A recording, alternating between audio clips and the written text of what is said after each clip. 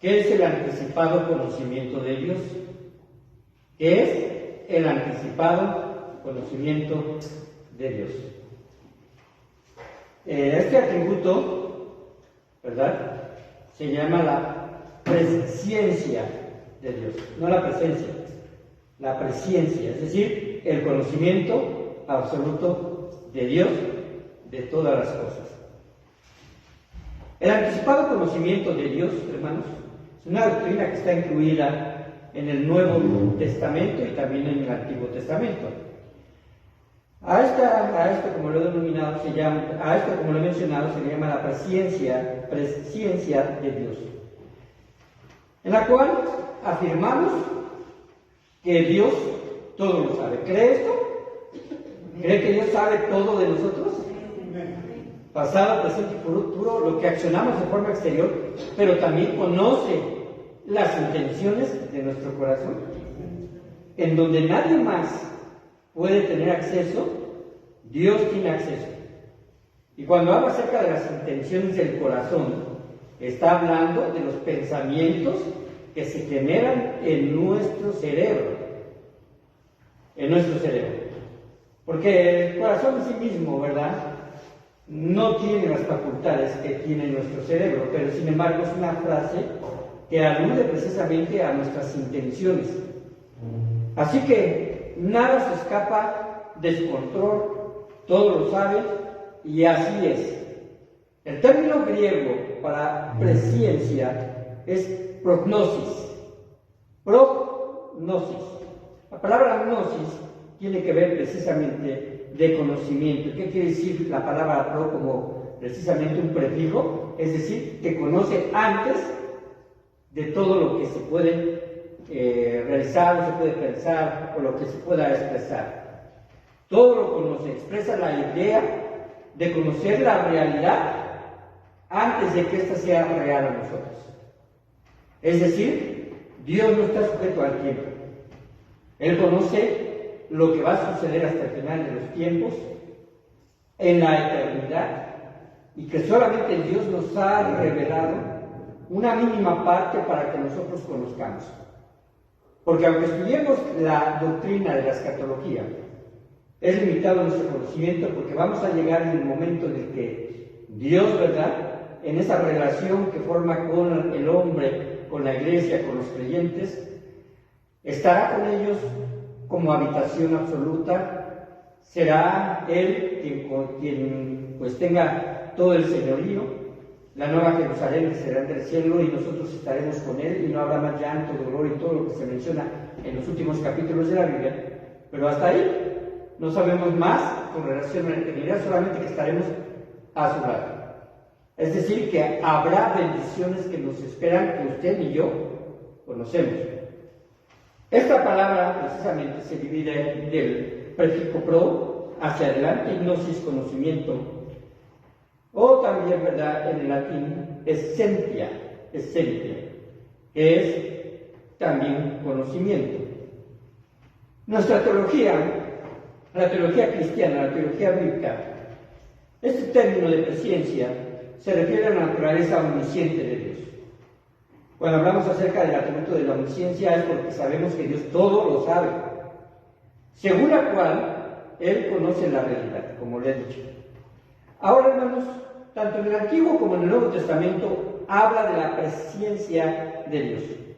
No hay nada en el futuro que quede oculto a los ojos de Dios.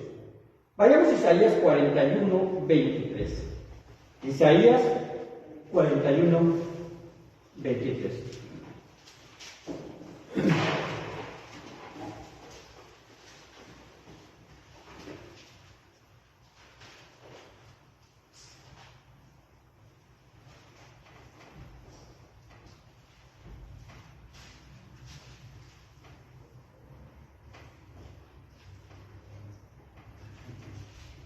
Cuando aquí en este pasaje está hablando de Isaías, está hablando en contra de los dioses falsos. Y hace mención de que los dioses no tienen esta capacidad. Tanto así, ¿verdad?, que dentro de las palabras del propio Isaías reta a estos dioses a que conozcan el porvenir. Dice así el versículo 23, danos nuevas de lo que ha de ser después, para que sepamos que vosotros sois dioses, como quien está diciendo, hagan lo mismo que el Dios verdadero hace, o a lo menos hacer bien o mal, como si tuvieran poder para accionar. Sabemos que los ídolos nada son, y que los dioses falsos no pueden accionar, pero está diciendo en una forma de reto, haciendo alusión a atributos que corresponden a su divinidad, para que tengamos que contar y juntamente nos maravillemos. Esto es, ahí en forma, vamos a decirlo así, aunque no es directa, hace alusión al conocimiento de Dios. Pero hay otros que todavía son más directos. Vayan al Salmo 139, del 15 y 16. Salmo 139, 15 y 16.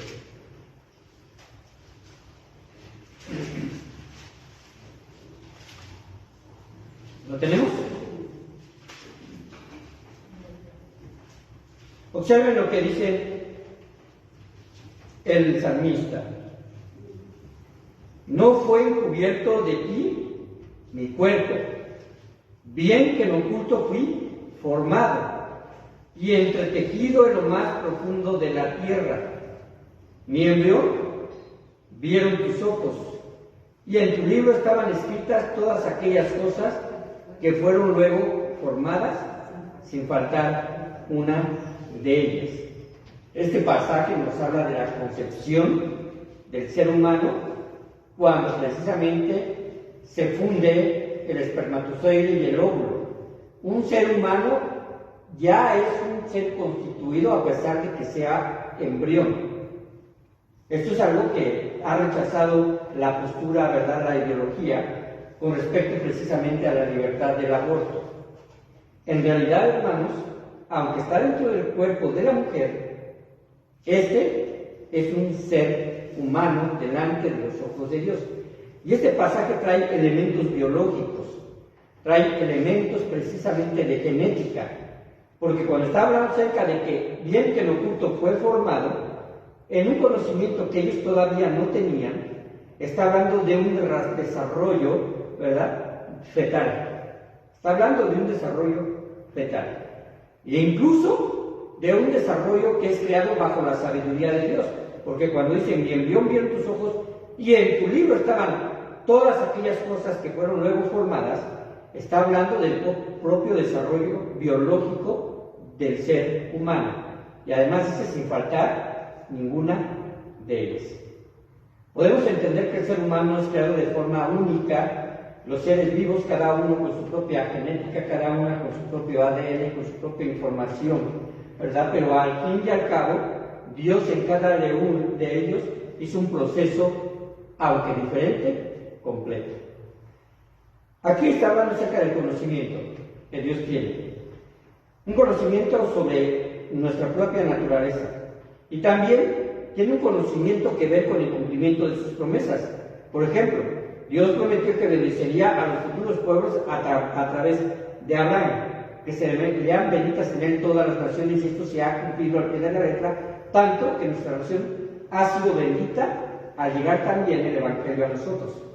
Y nosotros, ¿verdad?, somos ese injerto precisamente en el olivo en el cual nosotros también participamos de las mismas promesas de vida eterna y de la elección que Dios tiene para con nosotros al hacernos sus hijos. También, precisamente, a través del libro de Daniel, Dios revela el futuro y surgimiento de la caída de los reinos y también de la profecía del Mesías prometido que vendría, ¿verdad?, también él a ofrecer su vida y posteriormente, en esa misma profecía de las 70 semanas que vienen precisamente a dar significado al tiempo futuro con la gran tribulación. Así que Dios tiene conocimiento de todo. El apóstol Pedro enseña que Dios tiene un conocimiento previo de la muerte de su Hijo, mucho antes de que Jesús muriera. Vayamos precisamente a 1 de Pedro 1:20. 1 de Pedro 1:20.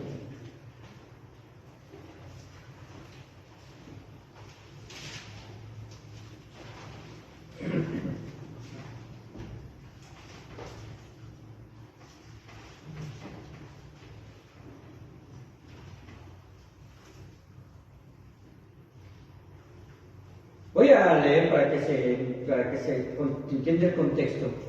El versículo número 18. Le está hablando Pedro precisamente a los expatriados, a creyentes en diferentes partes de Asia, y dice que sabiendo que fuisteis rescatados de vuestra vana manera de vivir, la cual recibisteis de vuestros padres. Esa vana manera de vivir se recibió, ¿verdad? Obviamente, como podemos entender, por la semilla del pecado. No con cosas corruptibles, con oro o plata, sino con la sangre preciosa de Cristo. Aquí está la nueva naturaleza. Nosotros recibimos, ¿verdad?, una manera diferente de vivir a través de la sangre de Cristo. Y como de un cordero sin mancha y sin contaminación. Observen el versículo número 20, refiriéndose a Jesús. Es decir, este cordero sin mancha y sin contaminación ya había sido destinado desde antes de la fundación del mundo, pero manifestado en los postreros tiempos por amor de vosotros, y mediante el cual creéis en Dios, quien le resucitó de los muertos y le ha dado gloria, para que vuestra fe y esperanza sean en Dios. El determinado conocimiento de Dios nos habla que Dios ya había ideado un plan desde antes de la fundación del mundo, desde antes de lo que se narra en Génesis. Él ya sabía lo que iba a ocurrir con Adán y Eva cuando fuesen puestos delante de la prueba de la tentación que fue dada por Satanás. Él sabía de la caída y él tenía ya una respuesta para la criatura que somos nosotros, ¿verdad? Punto también de su amor, para que entonces en un futuro nuestro Señor Jesucristo inicie a morir. En base al reconocimiento de Dios, el sacrificio de Cristo no fue una sorpresa para Dios, porque Él lo sabía y había destinado que fuese así. Así que, hermanos, podemos nosotros entender que esto sucedió. Incluso Pedro lo menciona ahí en Hechos capítulo 2, versículo 23. Vayan a Hechos 2, 23.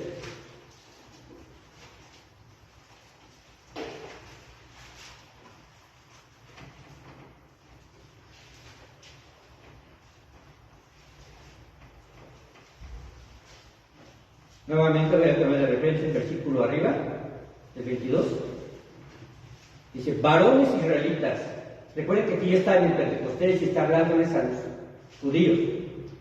Oíd estas palabras: Jesús Nazareno, varón aprobado por Dios, entre vosotros con las maravillas, prodigios y señales que Dios hizo entre vosotros por medio de él, como vosotros mismos sabéis, refiriéndose a este Jesús, entregado, ¿por qué? Léanlo conmigo. Determinado consejo y anticipado conocimiento de Dios. Prendisteis y matasteis por manos de eunucos, crucificando. Aquí habla del determinado consejo y anticipado conocimiento de Dios. Si bien los gobernantes, si bien los judíos malvados, si bien la turba conspiraron para matar al Señor Jesús, ¿quién decidió la muerte de Jesús en la cruz? Dios mismo. Él decidió que así fuera, por un amplio conocimiento.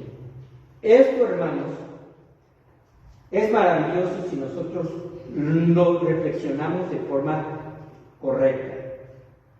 Porque Dios, sin violentar la voluntad humana y dejando que el hombre actúe bajo su propia responsabilidad en ese tiempo y por todas las edades, pero en ese tiempo en contra de Jesús, Dios permitió que Jesús fuese tomado en manos de malhechores, crucificado y al mismo tiempo cumplir los planes de Dios. ¿No les parece esto solamente que puede proceder de un Dios que tiene todo bajo control? Que une su voluntad y que puede incluso por su propia palabra hacer hechos que nadie, ¿verdad?, podemos nosotros poner en dudas, maravillosos, que puede mover los océanos, que puede poner ruta a los vientos, que puede hacer que las estaciones se generen de tal forma, ¿verdad?, que se haya un ciclo que equilibre nuestro clima, y al mismo tiempo dejar que el hombre ejecute su voluntad bajo su propia responsabilidad y aún así Dios cumplir sus planes a la perfección, sin que falte nada. La Biblia nos enseña que los hijos de Dios, usted y yo, fuimos escogidos con antelación. A esto, ¿verdad? A la doctrina de la predestinación hay muchas posturas. El calvinismo, el neocalvinismo, afirma lo siguiente, que los hombres fuimos predestinados, unos para ir al cielo y otros para ir al infierno. Esto va en contra de la Escritura, pero sin embargo la Escritura sí enseña una doctrina de la predestinación. Lo que pasa es que la interpretación que ellos dan es una interpretación errada. Y vamos a ver por qué. Porque Dios conoce que Juan, Lu, ¿verdad? Vivi, la hermana Ruth, la hermana Delia, todos los que estamos aquí, que hemos conocido al Señor Jesucristo como nuestro Salvador, y nuestros hermanos que están aquí y en las diferentes congregaciones, que incluso hay gente salva fuera de los bautistas, hermanos, no de la salvación es exclusiva de los bautistas, los metodistas, las personas son salvas porque tienen la doctrina de salvación correcta, pero tienen una creencia errada con respecto a la predestinación, ¿verdad? En ese sentido nosotros sabemos que sí somos predestinados, pero de qué forma, y lo vamos a explicar. Primera de Pedro 1, 2. Primera de Pedro 1, 2.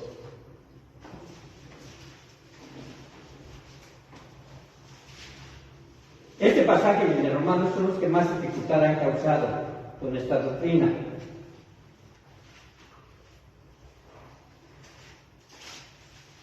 ¿Lo tenemos? Fíjense cómo dice esto, cómo dice aquí Pedro. Hablando de sí mismo y también hablando de sus parteos de la dispersión, pero creyentes. Y dice que él, junto con ellos, son elegidos, ¿según qué? La presciencia de Dios. La presciencia, es decir, el anticipado conocimiento de Dios. Si lo pudiésemos decir en palabras simples, elegidos según el anticipado conocimiento de Dios. Y no quiten esto de su mente para poder entender la doctrina de la predestinación. ¿A qué fuimos predestinados? También en santificación del Espíritu. ¿Para qué? Para obedecer y ser rociados con la sangre de Jesucristo. Gracia y paz sean multiplicadas. Oigan aquí los elementos. ¿Qué es precisamente la predestinación con respecto precisamente a esto? En esto. Primero Pedro 1:2 dice que somos elegidos según la presciencia de Dios. Ahora vayamos a Romanos 8:29.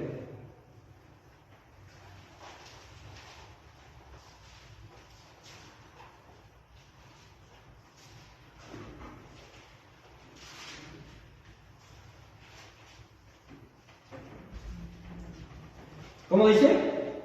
Pero a los que antes conoció, ¿también qué? También los predestinó, ¿para qué? A ver otra vez. Vayan contestando conforme vamos leyendo a los que antes conoció. También los predestinó, ¿para qué? Para que fuesen hechos conforme a la imagen de su Hijo, para que Él sea el primogénito entre muchos hermanos. Y a los que predestinó, a estos también llamó. Y a los que llamó, a estos también justificó. Y a los que justificó, a estos también glorificó. Ahora, hermanos, ¿qué tiene que ver precisamente esto con nosotros? Si nosotros tuviésemos la postura de que Dios me eligió a mí o a usted para el cielo, echaríamos por tierra de que Dios quiere que todos los hombres sean salvos y vengan al conocimiento de la verdad. Porque eso tiene que ver con la voluntad del hombre. De hecho, lo que vimos en 1 Pedro 1:2 habla y está implícita la voluntad del hombre. Elegido según la presciencia, el conocimiento previo de Dios, Padre, en santificación y espíritu. La siguiente palabra es clave: para obedecer. ¿Me explico? Es decir, La presciencia de Dios es más que su capacidad de ver el futuro. No solamente es el sentido de que Dios conoce el futuro. Su presciencia es un verdadero conocimiento de lo que va a pasar y lo que va a suceder en todas las áreas de la creación, pero específicamente hablando de la raza humana. Él sabe con anticipación que Juan iba a creer, ¿verdad? Allá en el año de 1981, en el mes de junio. Él lo sabía. Él lo sabía. Y sabía que quizás alguien en esa misma fecha lo iba a rechazar. Él lo sabía. El Evangelio es entregado a ambos. Y da Dios la oportunidad de que ambos, estoy poniendo un ejemplo, ambos tengamos la responsabilidad delante de Dios de aceptarlo o de rechazarlo. Dios sabía que Juan iba a recibir a Cristo. ¿Qué creen? Sí. Y Dios sabía que Epifanio iba a rechazarle. También lo sabía. Pero Dios murió por los dos.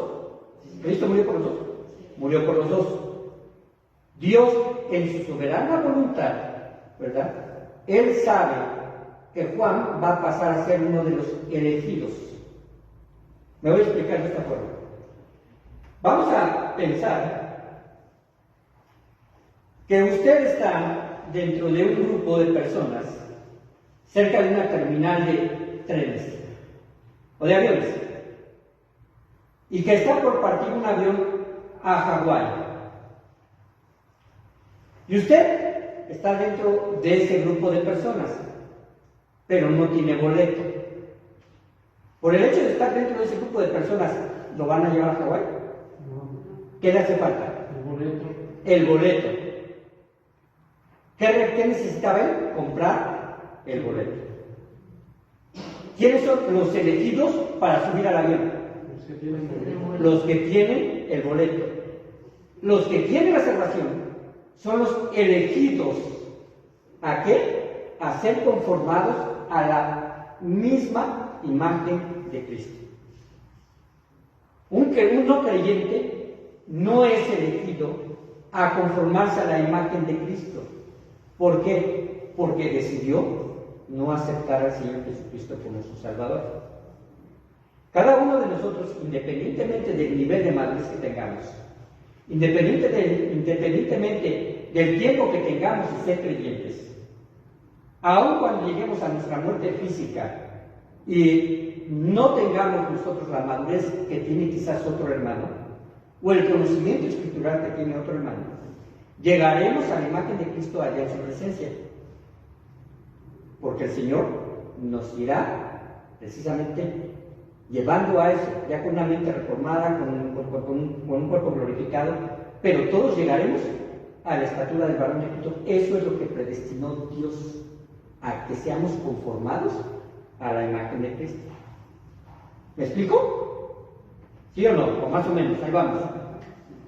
Es un poco complicado porque es una de las doctrinas que incluso los pasajes que se pueden decir que son un poco más difíciles.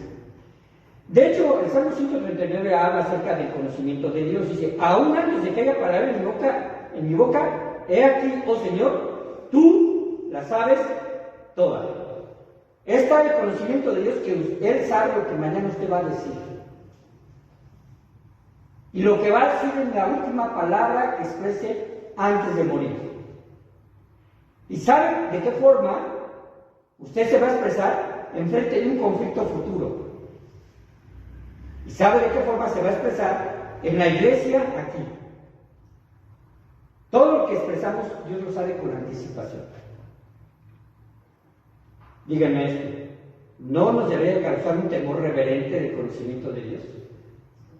Sin duda alguna. Es necesario aclarar que el hecho de que Dios conozca de antemano todas las decisiones que usted y yo hagamos en nuestra vida, pasadas, presentes y futuras, no significa que Él haya determinado que fuese así, porque Dios no determina que usted haya dicho malas palabras. Dios no determina que usted haya realizado ciertas acciones pecaminosas. Dios no lo determina. Usted y yo no estuvimos predestinados para hacer cosas incorrectas. Dios nos dio voluntad y nos hace responsables de eso, pero aún así Dios las conoce.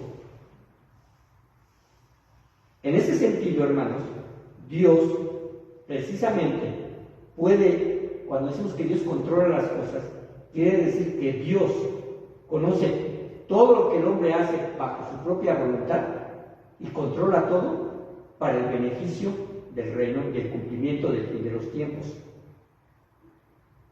Una de las cosas que a veces yo digo que estamos, a veces no debemos de considerar, es pensar que este mundo, ¿verdad?, va a vivir en un futuro en armonía, en amor y en paz. Y que todo va a ser muy bonito y que la generación que viva eso va a ser un mundo permanente de pura amistad. Eso no va a suceder sino solamente por la intervención de Dios allá en la Nueva Jerusalén. ¿Qué nos espera en este mundo? Nos esperan guerras, rumores de guerras, nos espera que el amor de muchos se enfriará, que el corazón se endurecerá, que aborrecerán, ¿verdad?, a nuestro Señor, que tomarán y dirán que lo malo es bueno y lo bueno es malo. Y no estoy hablando de una actitud fatalista, estoy hablando de algo que está pegado a las Escrituras. Y ese reconocimiento de Dios, en el cual parece que es el hombre quien controla las cosas, Dios lo llevará para que el hombre, en su endurecimiento de corazón, no le reconozca y Dios determine su juicio final. Dios determine su juicio final. Pero en cuanto a la salvación del hombre, el conocimiento previo de Dios nos dice que Él conoce quién aceptará o rechazará a Cristo, pero no nos dice que Él lo predestine como si fuese un robot. Eso sería una doctrina contraria a las Escrituras. Podemos entenderlo en varios pasajes. Estos pasajes, por ejemplo, aparece Apocalipsis 22:17, no lo busquen, pero oigan. Y el Espíritu y la esposa dicen, ven. El que oye, diga, ven. Y el que tiene sed, venga.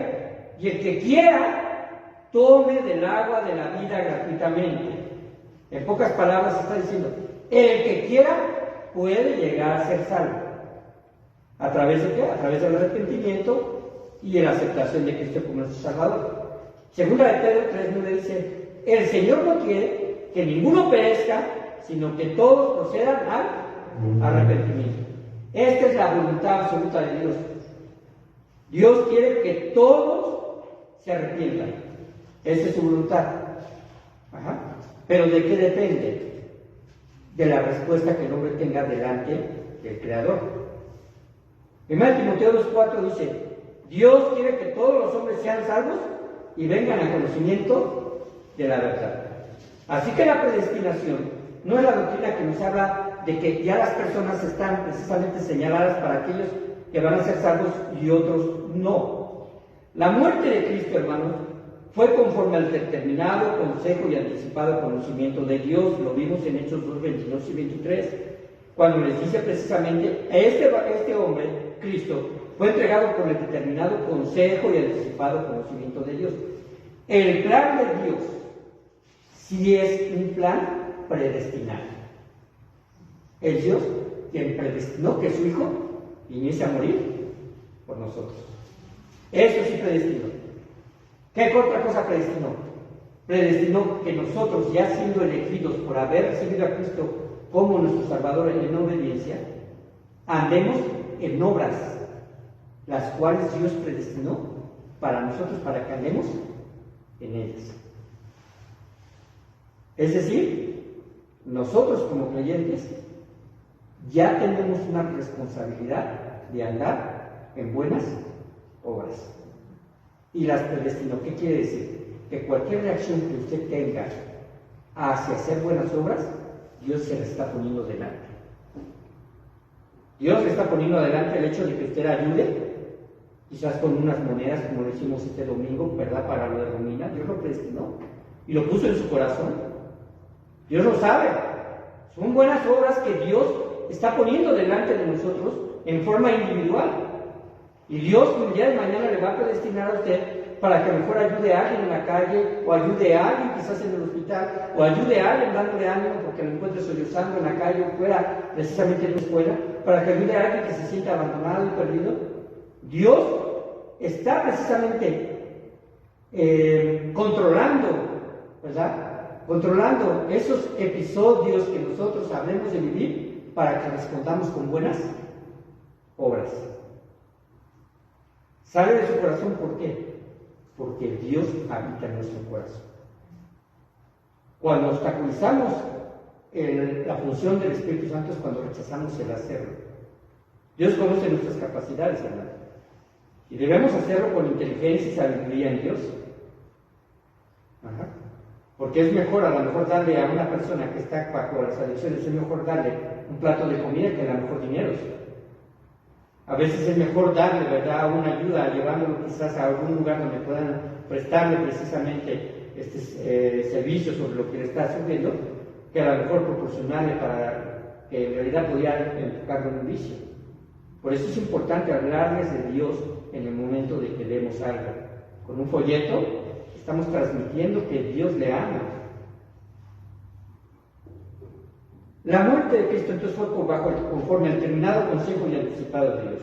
La muerte de Cristo fue designado, preparado por Dios para ser el Cordero Redentor. ¿Recuerdan lo que dijo Juan el Bautista? ¿Este es quién?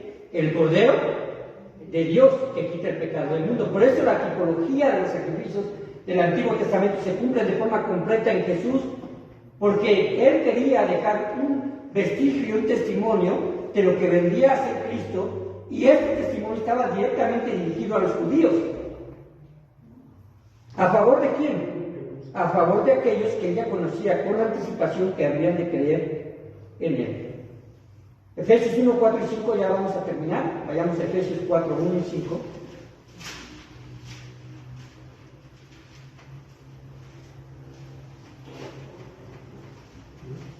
Efesios 1, 4 y 5.